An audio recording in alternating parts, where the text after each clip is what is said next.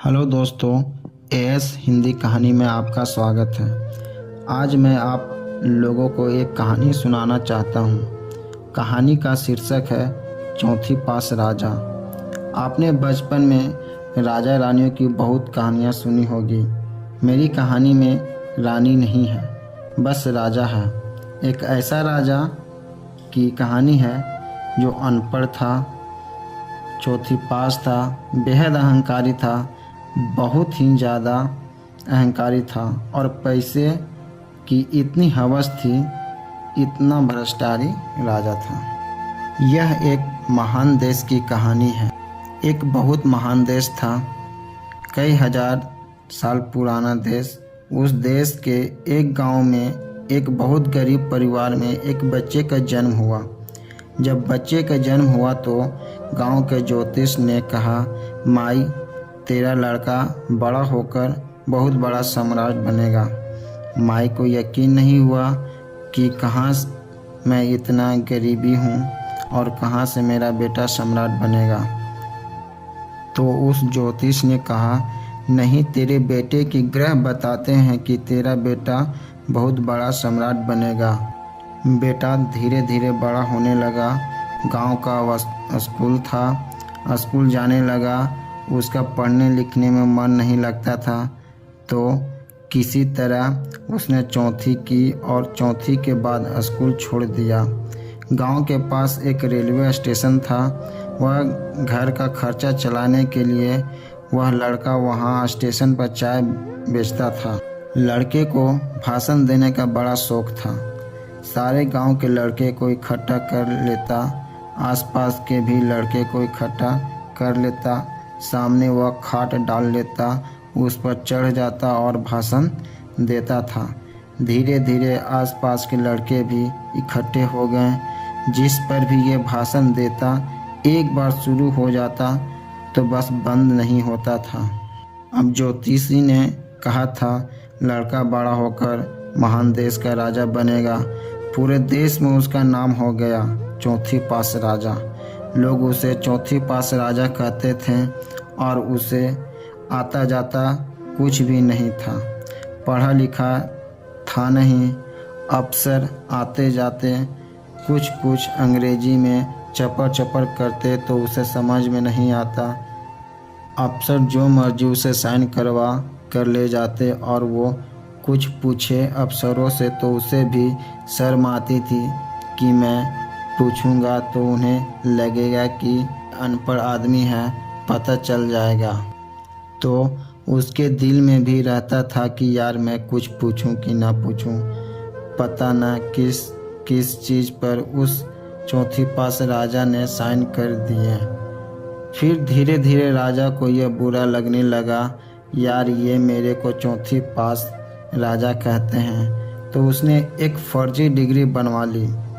कहीं से MA degree फर्जी बनवा के ले आया और बोला, मैं एमबी हूँ। लोगों को लगा, यार ये तो ठीक नहीं है, फर्जी डिग्री बनवा के ले आया मेरा राजा। तो लोगों ने आरटीआई डाली। जो जो आरटीआई डालते उस पे वो जुर्माना लगा देता। एक दिन कुछ लोग गए चौथी पास राजा के पास, बोले, जी एक बड़ा धांसू आइडिया लेकर आया हूँ। राजा बोला, बताओ। तो उन लोगों ने कहा, जी नोटबंदी कर दो, भ्रष्टाचार खत्म हो जाएगा देश से। तो राजा ने उनसे पूछा, पर राजा को कुछ समझ में ही नहीं आया कि क्या कह रहे हैं। काम नहीं, क्या नहीं। फिर राजा को लगा, यार ये कुछ धांसू आइडिया होगी। उसने एक दिन रात को 8 बजे टीवी चैनलों पर जाके नोटबंदी कर दी और कहा, आज से 500,000 की नोट बंद। पूरे देश में हाहाकार मच गया। तड़प गए लोग, धंधे बंद हो गए, दुकानें बंद हो गई, लोग बेरोजगार हो गए, बुरा हाल हो गया देश के लोगों का। लंबी लंबी लाइन लग गई पूरे देश के अंदर। लोगों ने जाके उससे कहा, जी नोटबंदी कर दो, पूरा आतंकवाद खत्म हो जाएगा। न आतंकवाद खत्म हुआ, न भ्रष्टाचार खत्म हुआ। देश बर्बाद हो गया, वो महान देश जिसका वो राजा बना था। वो देश 10 साल, 15 साल, 20 साल, 25 साल पीछे चला गया उस नोटबंदी से, उस चौथी पास राजा की वजह से। एक दिन कुछ लोग गए और उस राजा के पास बोले, जी ये खेती बहुत बड़ी हो जाएगी, ये किसानों की कानून पास कर दो। उस राजा को कुछ अकल नहीं थी, अनपढ़ राजा था। उसने साइन कर दिया। 3 काले कानून पास हो गए किसानों के विरुद्ध। पूरे देश के किसान सड़क पर जगह जगह मोर्चे किए। 750 किसानों की मौत हो गई। आनन फानन में उस राजा को किसान के कानून बिल वापस लेने पड़े। धीरे धीरे देश की समस्या बढ़ती गई क्योंकि राजा एरे गेरे। इसी तरह पहले एक और राजा आया था, मोहम्मद बिन तुगलक। वो भी ऐसे ही करता था। कभी देश की राजधानी बदल दी, कभी बोला मैं चमड़ी से सिक्के बनाऊंगा। उसी तरह से था ये राजा, अनपढ़ राजा, कुछ भी कर देता था। बस राजा को एक दिन लगा, यार मैं तो राजा बन गया, पता नहीं कितने दिन रहूँगा। तो उसकी गरीबी में जो उसने जीवन बिताया था, उसे लगा अब पैसे तो कमाना चाहिए। ऐसे कैसे कमाऊं? ऐसे कमाऊंगा तो जनता में छवि खराब होगी। तो उसने अपने एक दोस्त को बुलाया और उस दोस्त को बोला कि ऐसा करते हैं कि मैं तो राजा हूँ, सारे सरकारी ठेके तेरे को दिलाऊंगा, सारी कंपनियां तेरे को दिलाऊंगा, सरकारी पैसे तेरे को दिलाऊंगा, नाम तेरा पैसा मेरा, तेरे को पूरे उस पे 10% मिलेगा, सारा पैसा मेरा लगेगा। दोस्त मान गया। दोस्त को क्या फ्री में पैसा मिल रहा है, दोस्त मान गया। उसके बाद दोनों ने मिलके जो देश को लूटा, ऐसे लूटा। सबसे पहले वो दोस्त आया और बोला, सर सबसे पहले बैंक को लूटते हैं। तो उसने बोला, कैसे यार, बैंकों को लूटेंगे तो ये ठीक नहीं है।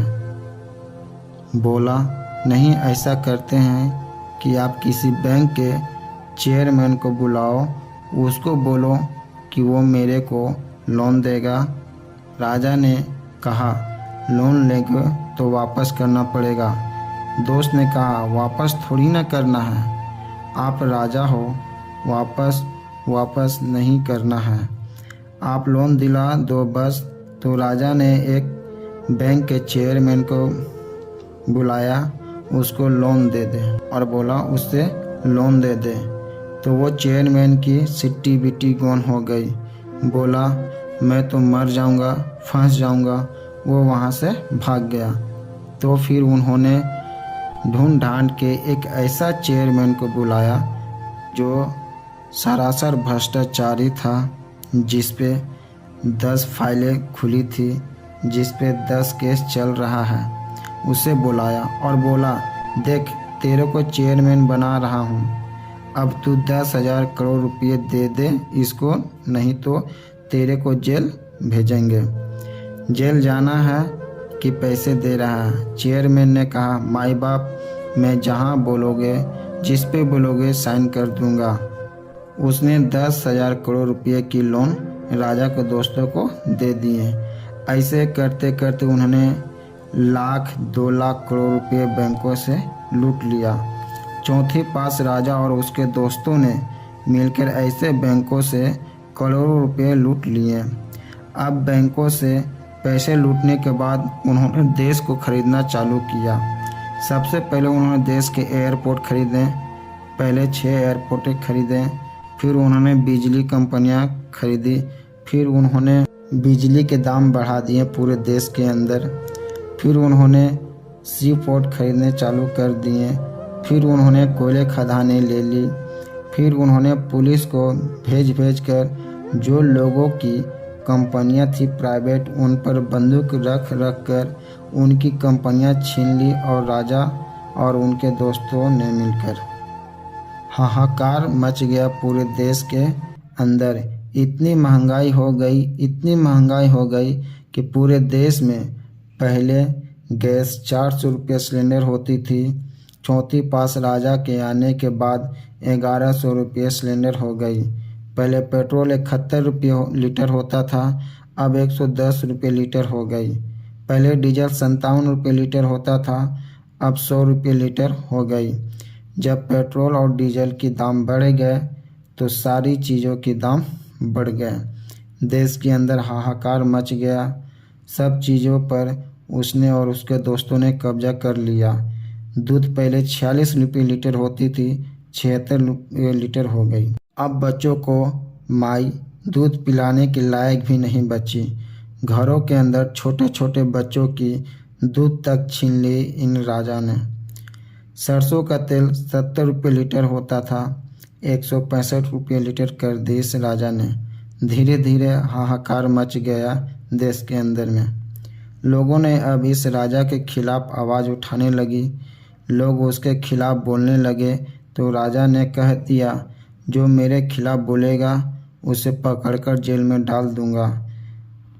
एक के बाद एक राजा ने लोगों को पकड़कर जेल में डालना शुरू कर दिया।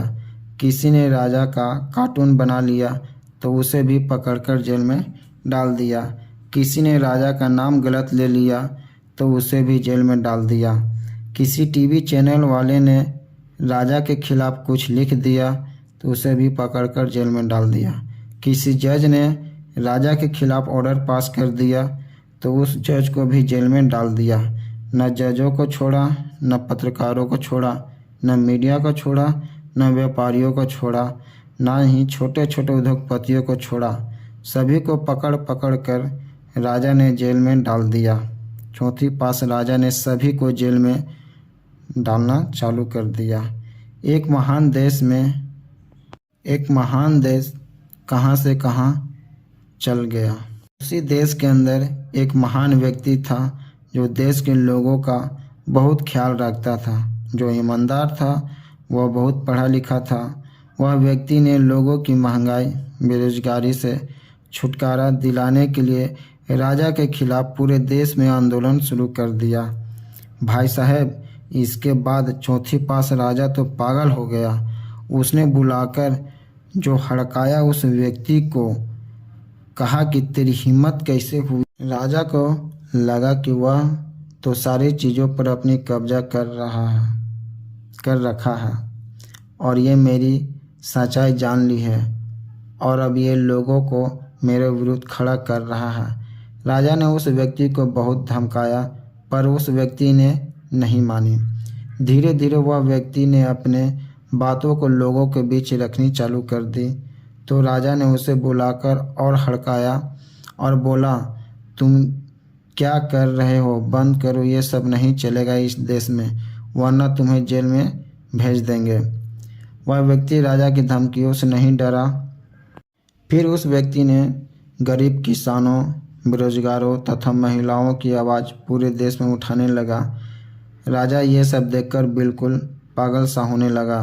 धीरे धीरे जनता को पता चला कि राजा कैसा है। एक दिन लोगों ने उस राजा को उखाड़ फेंक दिया और लोगों ने उस महान देश प्रेमी गरीबों की मसीहा को उस राजा के जगह बैठा दिया और इसके बाद देश में महंगाई खत्म हुई और देश रात दुगनी दिन चौगुनी तरक्की करने लगा।